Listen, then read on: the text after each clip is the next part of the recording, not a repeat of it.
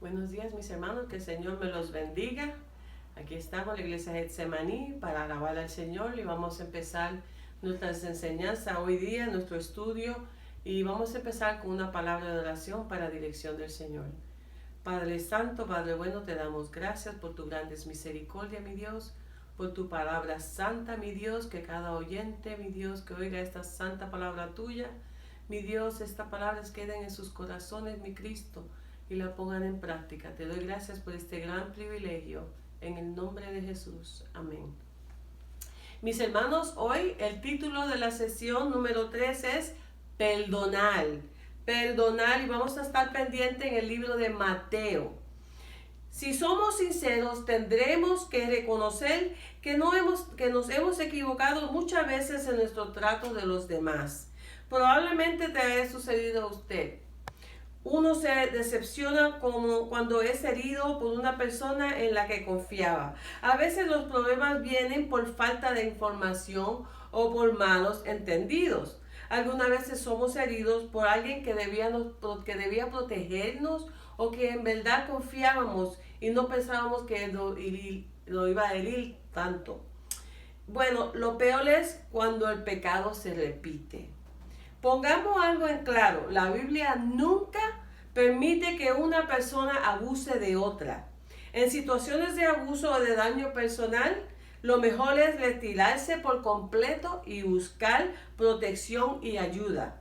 Sin embargo, incluso en las situaciones más difíciles, Jesucristo nos enseña que el perdón es posible, pero no lo es con nuestras propias fuerzas, sino cuando extendemos el perdón por medio de Jesús. Vamos a leer, mis hermanos, en Mateo, el primer libro del Nuevo Testamento, Mateo capítulo 18, los versículos 21 y 22. Y la palabra del Señor dice así: Entonces se le acercó Pedro y les dijo: Señor, ¿cuántas veces perdonaré a mi hermano que peque contra mí? ¿Hasta 7? Jesús le dijo: No te digo hasta 7, sino aún hasta 70 veces 7. Imagina que vas caminando y un amigo tuyo te pone el pie por delante, tropieza y te caes al suelo. Te levantas, te sacude el polvo de las rodillas y tu amigo se está riendo. Pero al ver tu cara se siente mal y te dice: amigo, disculpa, eso estuvo muy mal, ¿me perdonas? Y tú le perdonas. Pero imagínate que te lo haga otra vez, una segunda vez, y después una tercera, y una cuarta, y una quinta. 7 veces. Lo has perdonado muchas veces. 7 veces es demasiado, ¿no? Eso pensó Pedro. Después de que Jesús enseñó los 4 pasos para resolver los conflictos entre los hermanos, en el versículo 15 al 20, Pedro tenía preguntas. ¿Cuántas veces debía perdonar? Nos parecemos un poco a Pedro. Queremos instrucciones precisas, mis hermanos. Al llamar a Jesús Señor, Pedro está reconociendo que Jesucristo tiene la autoridad para enseñar en este asunto. Los líderes religiosos de la época decían que una persona debía perdonar a la otra 3 veces. Después de la tercera ocasión, uno ya no tenía la obligación de perdonar. Eso era lo que estaban enseñando los líderes religiosos de esa época. Así que Pedro duplicó el número y le añadió 1, 7 veces. Quizás esperaba que Jesús le iba a decir: bueno, wow, tú tienes 7, cuando ellos dicen que son 3. Dice que Jesucristo le diera un par de palmadas y decía así: buen trabajo. Y dijera: vaya, Pedro, sí que tienes un corazón perdonador. Eso es lo que estaba esperando Pedro, porque dio 7. Pero la enseñanza de Jesucristo con respecto al perdón es radical. No te digo hasta 7, sino aún hasta 70 veces 7. Aquí se refiere Jesús con ese número. ¿A qué se refiere? Los eruditos dicen que Cristo pudo haberse referido tanto al número 77, o la multiplicación de 70 por 7, o incluso al 70 a la séptima potencia. Independiente de eso, todos están de acuerdo en algo. Jesús está tratando de decir, no le pongas número a la situación, debes perdonar siempre. Los apóstoles creían que necesitarían de más fe para poder perdonar de esta manera. Sin embargo, no era la cantidad de fe que necesitaban, sino debían entender en quién estaban depositando esa fe, en Jesús. Esto es absolutamente, mis hermanos, vital. Podemos perdonar a otras personas porque hemos sido perdonados por Jesucristo. Todos nuestros pecados son perdonados. En Cristo somos declarados justos, lavados por completo, santificados ante Dios. No porque lo merecemos, porque en verdad no merecemos nada, mis hermanos, sino porque Jesucristo cargó nuestro pecado en la cruz del Calvario. Piensa que tuvieras una aplicación en tu celular que registraría el número de pecados que cometes con Dios, contra Dios. Imagínense que con el teléfono, con la tecnología, tuviera un app que cada vez que pecáramos eso, pusiera ahí, contaría todos los pecados que hemos hecho, así como cuando caminamos todos los pasos que da. Imagínense que tuviera una aplicación. La aplicación la registra. Si revisaras el número en ese momento, mis hermanos, ¿qué tan grande sería el número? ¿Más de 490? No. Probablemente veríamos el número horrorizados. Pero ahora piensa en esto. Si estás en Cristo, cada uno de esos pecados ha sido perdonado por Dios. Incluso tus pecados futuros, los de mañana, los de después, mis hermanos. Cuando entendemos esta preciosa verdad, podemos perdonar a otros y seguir perdonando. Vamos a seguir leyendo en Mateo 18, el 23 al 27. La palabra del Señor dice así: por lo cual el reino de los cielos es semejante a un rey que quiso hacer cuentas con sus siervos. Y comenzando a hacer cuentas, le fue presentado uno que le debía 10,000 talentos. A este, como no pudo pagar, ordenó su señor venderle y a su mujer e hijos, y todo lo que tenía, para que se le pagase la deuda. Entonces aquel siervo postrado le suplicaba diciendo: Señor, ten paciencia conmigo, y yo te lo pagaré todo. El señor de aquel siervo, movido a misericordia, le soltó y le perdonó la deuda. Cuando Jesucristo quería enseñar una lección importante sobre el reino, él usaba parábolas. Estas son historias que ilustran verdades muy profundas y espirituales sobre el reino de Dios. En este pasaje Jesucristo ilustra la importancia del perdón con una historia que muestra cuál es la base del perdón: Dios mismo y su carácter, mis hermanos. La historia comienza con un rey. Al querer hacer cuenta con su siervo, manda a traer a uno que le debía una cantidad muy grande de dinero. Dice, la deuda que tenía era imposible para pagar. Imagínense, mis hermanos, una conversión a dólares americanos arroja una deuda aproximadamente de 500 millones de dólares.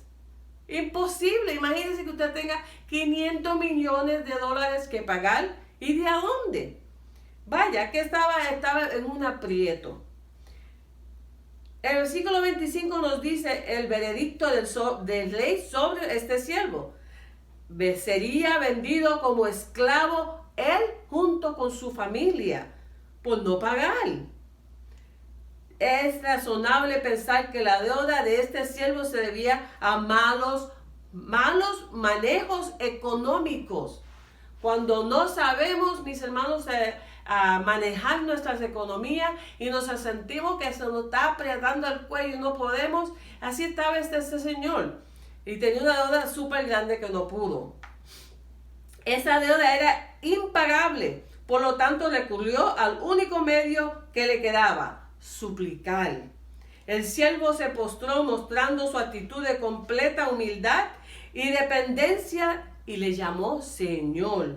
Entonces lo impensable sucede en el versículo 27. El rey le perdona la deuda multimillonaria. Imagínense a usted que le perdonen una deuda de 500 millones. ¿Por qué perdonó al siervo? No porque fuera un rey millonario, aunque a lo mejor lo fuera, sino porque fue movido a misericordia. Con compasión, el rey se compadeció de este hombre y por lo tanto le dejó ir. Por si eso fuera poco, con la deuda perdonada. En esta parábola el rey representa a Dios, mis hermanos. Él es el Señor del reino, el soberano de todo. Nosotros tenemos una deuda con Dios que es imposible para pagar. Imposible. Él nos ha dado la vida y todo lo que tenemos. Y sin embargo, nosotros sin Cristo vivimos una vida de rebelión. Aunque Dios no está obligado a mostrar misericordia, en Jesucristo Dios ha mostrado su gran misericordia al perdonarnos. Cuando Dios nos perdona, nuestras deudas quedan saldas, quedan pagas, mis hermanos. Ya no debes esos 500 millones de dólares. Ya no debes nada, porque el Señor Jesucristo lo pagó en la cruz. Por lo tanto, esta historia ilustra el perdón inmerecido que Dios nos otorga. Hizo por pura gracia. No ha hecho nada. Usted y yo no hemos hecho nada para merecer el perdón de Dios. No hay obra que pueda saldar tu cuenta. Dios te ha perdonado porque por la fe en Jesucristo tus pecados fueron clavados en la cruz y la justicia de Jesucristo te fue impuesta. El perdón que otorgamos a otros entonces tiene una base fuera de nosotros mismos. En el carácter misericordioso de Dios. El creyente que entiende el gran perdón que ha recibido en Dios por Jesucristo podrá otorgar también ese perdón misericordioso a otros. Cuando entendemos, mis hermanos, el perdón que el Señor nos ha dado y tan grande misericordia, podemos perdonar a otros. Porque perdonamos con ese amor que Dios nos perdonó a nosotros, no por nosotros mismos. Qué gran amor nos muestra nuestro Dios. Vamos a seguir leyendo, mis hermanos, en Mateo, el 18 todavía, versículo 28, el 32 al 33 también. Pero saliendo aquel siervo, halló a uno de sus consiervos que le debía 100 denarios, y haciendo de él le ahogaba, diciendo, págame lo que debes. Entonces llamándole su señor le dijo, siervo malvado, toda aquella deuda te perdoné porque me rogaste. ¿No debías tú también tener misericordia de tu consiervo, como yo tuve misericordia de ti? Entonces su señor, enojado, lo entregó a los verdugos hasta que pagase todo lo que debía. Así también mi Padre Celestial hará con vosotros, si no perdonáis de todo corazón cada uno a sus hermanos sus ofensas. Jesús termina la parábola del rey y el siervo, una lección espiritual que debemos sacar de esta historia, mis hermanos.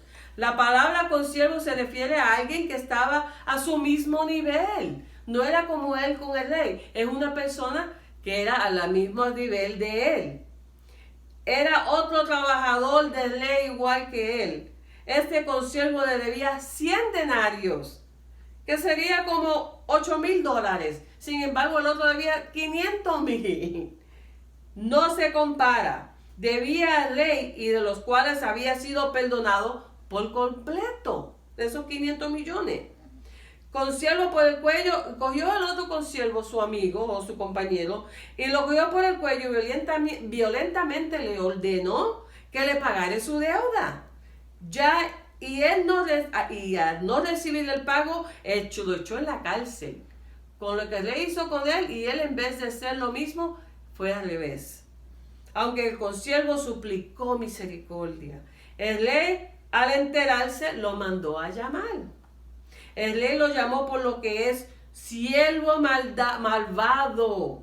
Este era un siervo con un corazón tenebroso. Debido a su mal manejo de los recursos del rey, había caído una deuda millonaria Quizás hasta esa súplica había sido una falsa.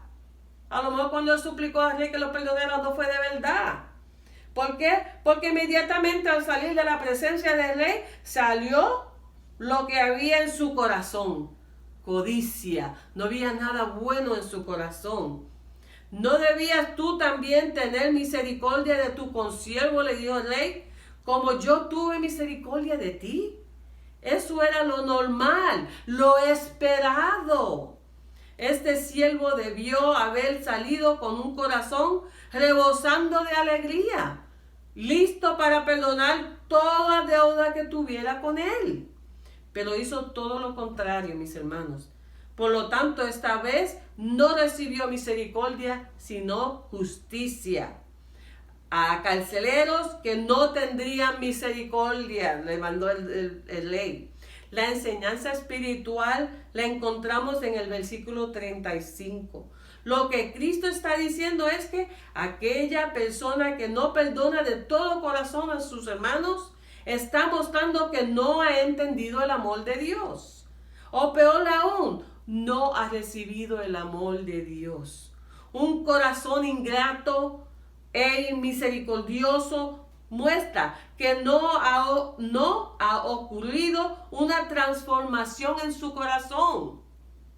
Por lo tanto, a una persona así le espera lo mismo que le sucedió al siervo malvado. No podemos esperar nada bueno, mis hermanos. Si has creído en Jesucristo, recuerda que el amor de Dios te impulsa, nos impulsa a nosotros a perdonar. Por cierto, perdonar no significa permanecer en una relación de abuso. Tampoco es así. Tampoco significa dejar que otro nos maltrate físicamente. No, mis hermanos, muchos menos. Recuerda, Dios nos perdona, pero a veces tenemos que lidiar con las consecuencias de nuestros pecados.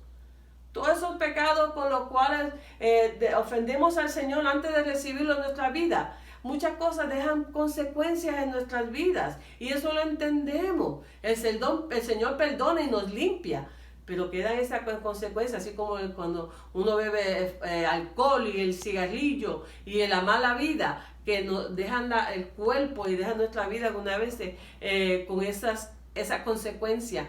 Pero no quiere decir que Dios no viva con usted y no lo ha perdonado. Sí, Señor, Él lo ha perdonado. Simplemente significa que extendemos un perdón inmerecido a la persona que ha pecado contra nosotros, porque eso nos ha extendido un perdón inmerecido de parte de Dios. Ese espíritu que el Señor lo pone en usted cuando Él le salvó y lo restauró, tiene que hacer una transformación en su vida para que lo impulse, y eso lo impulsa ese espíritu a perdonar, a amar, mis hermanos. Es tan importante el perdón, especialmente entre los hermanos. Espero que esta enseñanza ha sido de bendición para ustedes. Que Dios me los bendiga, que tengan lindo día, que se cuiden mucho. Estamos en un tiempo muy difícil, pero el Señor está con nosotros. Él nos ama y nos bendiga. Buen día.